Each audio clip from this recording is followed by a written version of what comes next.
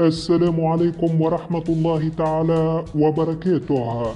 الرجاء الاشتراك في القناة مع تفعيل زر الجرس حتى يصلك كل جديدنا. يواجه فريق الهلال السعودي نظيره فريق العين الإماراتي في مباراة ذهاب الدور النصف النهائي من مسابقة دوري أبطال آسيا على أرضية ملعب استاد هزاع بن زايد. وتواجه فريق الهلال السعودي ونظيره فريق العين الإماراتي في 14 مباراة سابقة في مسابقة دوري أبطال آسيا. فاز الهلال في 6 مباريات وفاز العين في 6 مباريات، وتعادل الفريقين في مباراتين.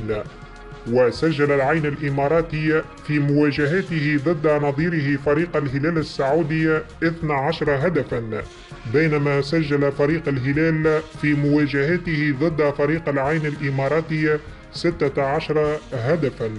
وستقام المباراة المرتقبة بين الفريقين يوم الثلاثاء الموافق للسادس عشر من إبريل 2024 في تمام الساعة 7 مساء بتوقيت السعودية والعراق واليمن وسوريا والأردن والبحرين، 8 مساء بتوقيت الإمارات وعمان، 5 مساء بتوقيت تونس والجزائر والمغرب. ما هي توقعاتكم لنتيجة مباراة الهلال السعودي ضد نظيره فريق العين الإماراتي في ذهاب الدور النصف النهائي من مسابقة دوري أبطال آسيا؟ نرجو أن تتركوا ذلك في التعليقات أسفل الفيديو.